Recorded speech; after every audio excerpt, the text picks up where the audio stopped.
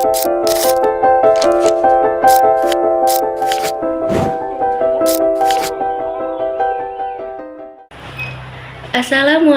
warahmatullahi wabarakatuh. Halo everyone, perkenalkan nama saya Kaila Putri Auliani dari kelas 4D PAI. Nah, pada kesempatan kali ini saya akan membawakan tentang profil Kiai Haji Ahmad Dahlan dan Kiai Haji Hasyim Asy'ari. Nah, udah gak sabar kan ya? Yuk langsung aja kita bahas. Mengenal pahlawan nasional Kiai Haji Ahmad Dahlan. Lahir di Yogyakarta 1 Agustus 1868 dan meninggal di Yogyakarta 23 Februari 1923. Ia adalah putra keempat dari 7 bersaudara dari keluarga Kiai Haji Abu Bakar. Kiai Haji Abu Bakar adalah seorang ulama dan khatib terkemuka di Masjid Besar Kesultanan Yogyakarta pada masa itu. Dan ibu dari Kiai Haji Ahmad Dahlan adalah putri dari Haji Ibrahim yang juga menjabat penghulu Kesultanan Ngayogyakarta Hadiningrat pada masa itu. Ia merupakan anak keempat dari 7 orang bersaudara yang keseluruhan saudaranya perempuan kecuali adik bungsunya. Pada umur 15 tahun, ia pergi haji dan tinggal di Mekah selama 5 tahun.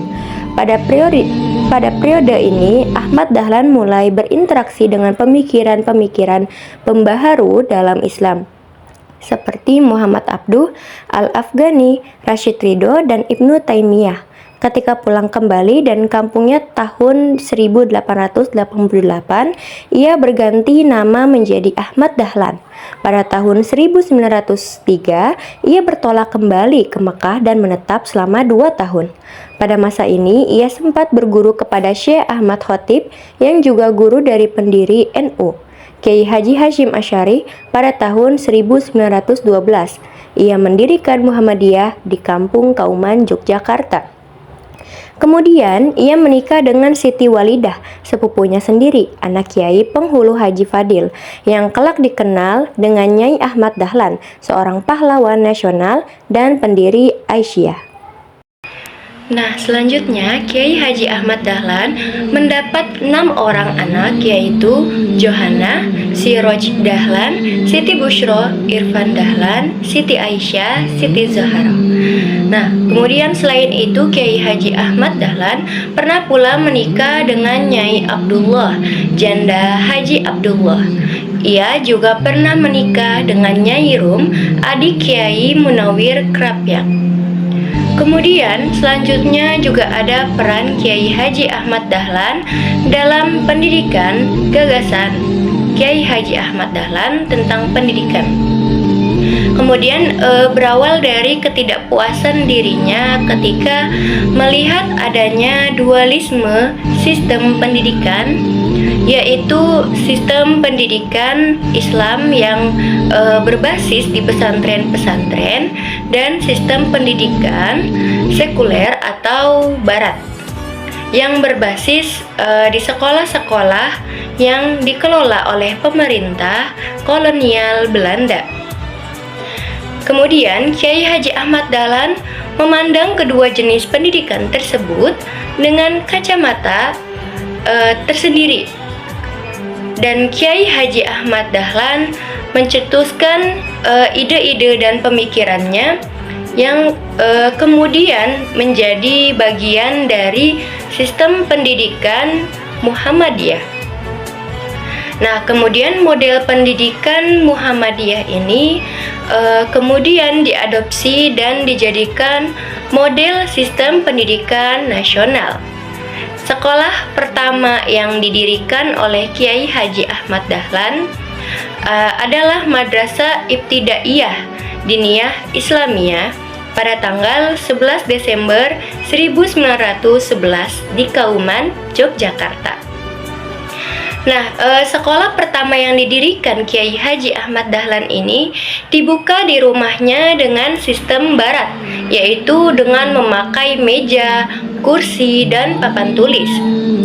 Kemudian, Arbiyah Lubis mengelompokkan pemikiran Kiai Haji Ahmad Dahlan dalam pendidikan yang dilakukannya pada dua hal pokok, yaitu memasukkan pelajaran agama ke dalam lembaga pendidikan barat dan melakukan pembaharuan sistem pendidikan dengan mengompromikan antara sistem pendidikan Islam dan sistem pendidikan barat. Kiai Haji Ahmad Dahlan juga berpandangan bahwa pendidikan harus membekali siswa dengan pengetahuan dan keterampilan yang diperlukan untuk kemajuan material. Oleh karena itu, pendidikan yang baik adalah pendidikan yang sesuai dengan tuntutan masyarakat di mana siswa itu hidup. Berdasarkan kajian di atas, terlihat bahwa Kiai Haji Ahmad Dahlan menggunakan pendekatan self-korektif terhadap umat Islam. Baik, selanjutnya yaitu ada profil dan latar belakang Kiai Haji Hasyim Asy'ari. Lahir pada 14 Februari 1871 di Desa Gedang, Jombang, Jawa Timur. Ia tumbuh dalam keluarga ulama terpandang dengan pengaruh besar di dunia pesantren. Ayahnya, Kiai Asy'ari, mendirikan pesantren Keras, sementara kakeknya, Kiai Usman, adalah pendiri pesantren Gedang. Lingkungan keluarganya yang syarat dengan tradisi pesantren turut membentuk perkembangan intelektual dan spiritualnya. Nah, selain berasal dari keluarga ulama, Kiai Haji Hasyim Asy'ari juga memiliki garis keturunan bangsawan yang dapat ditelusuri hingga Raja Brawijaya VI dari Kerajaan Majapahit. Riwayat pendidikan Kiai Haji Hasyim Asy'ari yaitu pendidikan awalnya Kiai Haji Hasyim Asy'ari dimulai di lingkungan keluarganya sendiri. Kemudian pada usia 6 tahun ia dibimbing langsung oleh ayahnya, Kiai Asy'ari, yang mengajarkan berbagai ilmu agama seperti tauhid, tafsir, hadis, dan fikih. Ketika berusia 15 tahun, ia melanjutkan pendidikannya di sejumlah pesantren ternama di Jawa Timur dan Madura, yaitu seperti pesantren Wonokoyo di Probolinggo, kemudian pesantren Langitan di Tuban, dan pesantren Kademangan di Bangkalan, hingga pesantren Siwalan di Sidoarjo. Pada tahun 1892, Kiai Haji Hasyim Asy'ari menunaikan ibadah haji sekaligus menimba ilmu di Mekah. Nah, beliau di sana ini berguru kepada ulama terkemuka, yaitu diantaranya ada Syekh Mahfuz Al-Tarmisi, yaitu ahli hadis, dan Syekh Ahmad Khotib Al-Minangkabawi, yaitu seorang pakar fikih mazhab Syafi'i. Kemudian selama di Mekah, ia juga mendalami ilmu hadis dan memperoleh izin untuk mengajarkan Sahih Bukhari yang menjadi salah satu keahliannya. Selanjutnya ada peran pendidikan Kiai Haji Hasyim Asy'ari. Kiai Haji Hasyim Asy'ari merupakan salah satu tokoh kunci dalam upaya modernisasi pendidikan pesantren di Indonesia. Pada tahun 1899, ia mendirikan pesantren Tebu Ireng di Jombang, yang kemudian dikenal sebagai salah satu pesantren terbesar dan terpenting di Indonesia. Pesantren ini menjadi pusat pengajaran ilmu agama, khususnya hadis, yang merupakan bidang keahlian Kiai Haji Hasyim Asy'ari. Fatwa ini menegaskan bahwa membela tanah air dari penjajahan adalah kewajiban agama bagi setiap muslim. Pernyataan ini mendorong perlawanan rakyat, khususnya di Surabaya, dan menjadi landasan bagi pertempuran heroik pada 10 November 1945 yang kini diperingati sebagai Hari Pahlawan.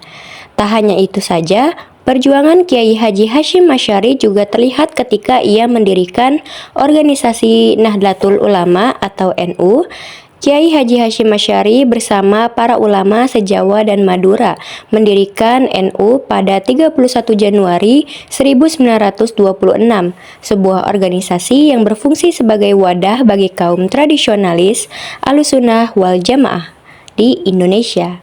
Baik, cukup sekian dari saya. Kurang lebihnya mohon maaf dan semoga bermanfaat.